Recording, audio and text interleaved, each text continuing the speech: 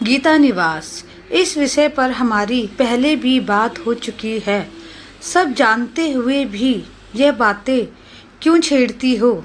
अनिकेत अपनी बात पर दृढ़ रहता। गीता अनिकेत की पहली पत्नी थी और पहला प्यार भी। शादी के 5 वर्ष बाद भी जब गोद सुनी रही और हर तरह के इलाज के बाद भी जब कुछ हासिल ना हुआ, तो आखिरकार माँ की जिद पर वह पत्नी के गर्भाशय संबंधी एक मामूली ऑपरेशन कराने के लिए तैयार हो गया। याद है उसे, उस दिन घबराई हुई पत्नी का हाथ थामे ऑपरेशन थिएटर तक साथ गया था। बाहर धड़कते दिल से उसके लौटने का इंतजार कर रहा था कि उसकी धड़कनें हमेशा के लिए बंद होने की खबर आई। उसके हाथों की गर्मी और निगाहों की मासूमियत अभी भी महसूस कर रहा था, जबकि शरीर ठंडा पड़ चुका था। 2 सालों तक आंखों में गीता को खोने का दर्द लिए भटकता रहा। जवान बेटे की ऐसी हालत देखकर जानकी जी ने उसकी दूसरी शादी कराने का निर्णय लिया। पूरे परिवार के दबाव के आगे अनिकेत की एक ना चली।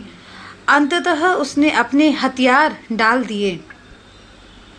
रंजना बहुत प्रतिभाशालिनी थी। उसके जल्दी ही सबका मन मोह लिया था। कुछ खाली था तो वह अनिकेत का मन था, जो बेटे के जन्म के बाद भर गया। धीरे धीरे जीवन नया पार लग रही थी, मगर आने जाने वालों के मुंह कौन बंद कर सकता था। कभी न कभी गीता की चर्चा हो ही जाती। अनिकेत ने शादी के पहले ही रंजना के सामने सारी सच्चाई रख दी थी। पहली पत्नी गीता के प्रति जो स्नेह व सम्मान है, वह भुला नहीं पाएगा। कहीं न कहीं ये बातें रंजना के दिल में घर कर गई। हालांकि अनिकेत ने उसे पूरा स्नेह दिया था, फिर भी वह गीता की निशानियों को मिटाने के फिराक में लगी रहती। कोई भी पत्नी कितनी भी समझदार क्यों ना हो, पर बात पति की हो तो एकाधिकार ही चाहत होती ही है। दूसरी पत्नी होने के कारण उसकी अपनी असुरक्षाएं थी। अनिकेत रंजना के मनोभावों से अनभिज्ञ न था।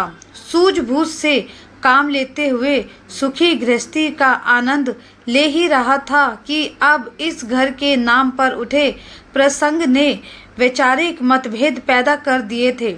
उसके झगड़ों को सुलझाने के लिए जानकी जी ने बेटे को समझाना चाहा, जो है इसी का है, तू गीता की जगह रंजना का नाम लिखा दे। बेटा, छोटी सी बात के लिए कलह क्यों करता है? जानकी जी बोली। यह तो उसे समझना चाहिए, एक मृतात्मा से द्वेष रखने का क्या औचित्य है? एक इंसान जिसने इस घर की नींव रखी थी, धूप, ठंड व बरसात की परवाह किए बिना मजदूरों संग मिलकर काम किया। इस घर की एक एक ईंट में उसकी रूह बसी है। एक नाम के सिवा मैंने उसे दिया ही क्या है? रंजना ने हमें वारिस दिया है। आज तूने घर में किलकारियों की आवाज बस उसके कारण ही गूंज रही है। इस बात का मान रखते हुए मकान पर रंजना भवन लिखवा दे। माँ, वारिस की जिद ने उसकी जान ले ली। हम साथ खुश थे ना? वह हाइपरटेंशन के कारण ऑपरेशन से डर गई थी। पहले बच्चे की जिद, फिर दूसरी शादी की जिद, और अब ये मकान का नाम बदलने की जिद। बहुत हो गया। यह घर गीता ने अपनी पसंद से बनवाया था। मैं उसके साथ बेईमानी नहीं कर सकता। मेरे जीते जी यह गीता निवास ही रहेगा। मैंने रंजना को समझा दिया है। तुम इन बातों को ज़्यादा हवा मत दो। सुन लो, रंजना तुम्हारा आज है और गीता गुजरा हुआ कल। कल के लिए आज को कौन बर्बाद करता है? गीता की आखिरी स्मृति मिटाने की सास बहू की मिली भगत ने उसे बुरी तरह से तोड़ दिया था।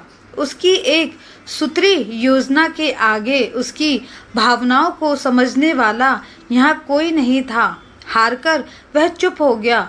बहू के पक्ष में दलीलें देती माँ व्यवहारिकता का पाठ पढ़ा रही थी। उसके गृहस्थी की उथल पुथल शांत करने के चक्कर में उसके ही हृदय को समझने के लिए तैयार नहीं थी। बहू को खुश करने की चाह में बेटे की अनदेखी हो गई।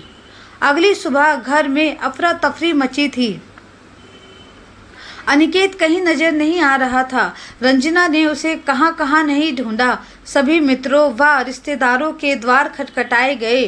2 दिनों के बाद वकील घर के कागजात साथ लाया था। साथ में एक पत्र भी था। मैंने अपने परिवार की खुशियों के लिए क्या कुछ नहीं किया। बदले में सिवाय कलह के मुझे कुछ नहीं मिला। मकान व बैंक के कागज रंजना के नाम पर ट्रांसफर कर दिए हैं। गीता के नाम की तख्ती के साथ शांति की तलाश में निकल रहा हूँ। मुझे ढूंढने की कोशिश ना करे। घर मकान व समस्त संपत्ति रंजना के हवाले कर हाथों में एक नाम को थामे अनिकेत हमेशा के लिए दूर चला गया। रंजना को तो जैसे काट मार गया था। सब कुछ पाकर खो दिया। काश समय रहते अपना व्यवहार व नियंत्रण रखती तो सब ठीक हो भी सकता था। जो मिला उससे ज़्यादा की चाहत में तो जी सकी और ना ही जीने दिया।